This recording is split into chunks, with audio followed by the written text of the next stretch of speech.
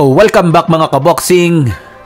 So matapos nga pong nakansela ang noon sanay exhibition fight ni Prince Albert Pagara kontra sa alaga ni Floyd Mayweather Jr. na si Carmel Moton buwan ng Disyembre nitong nakalipas na taon lamang, at ang nooy tune a fight sana nito kontra sa isang Thai boxer na si Sanathip Thaviphone nitong nakalipas na buwan ng Marso lamang, na kung saan nagkaroon nga po ng problema ang kampo ni Pagara dahilan para makansela ang laban nito at pinalitan si Pagara sa isa pa nating kababayan na si Raymart Soledad at nakuha ang panalo via third round knockout. Ay may nakatakda na naman nga pong laban si Albert Pagara.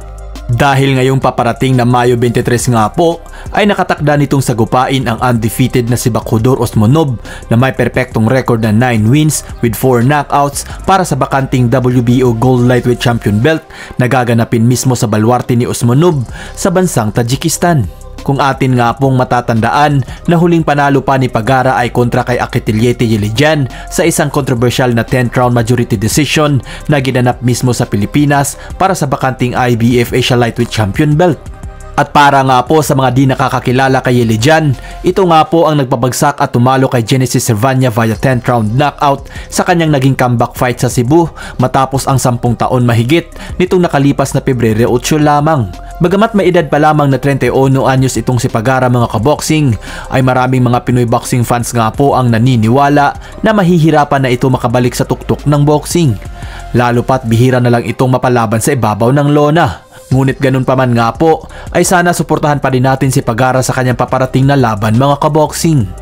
Sa ibang banda naman mga kaboxing, matapos nga pong bigong makuha ang panalo at maagaw ang titulo sa naging bigating rematch sa pagitan ng ating kababayan ni si Isnit Domingo kontra sa may hawak ng OPBF Flyweight Champion belt na si Yukiya Imura nitong nakalipas na Sabado lamang, na kung saan natalo nga lang po ang ating pambato via 12 round unanimous decision, ay isang napakalungkot na balita na naman nga po para sa lahat ng mga Pinoy boxing fans.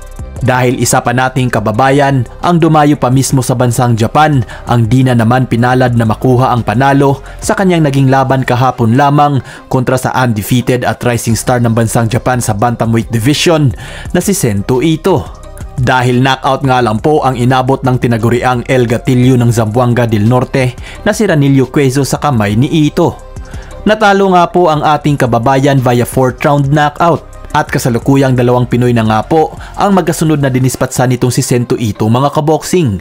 Dahil tinalo din ito via 8th round unanimous decision ang isa pa nating kababayan na si Alvin Kamike nitong nakalipas na buwan ng Enero lamang.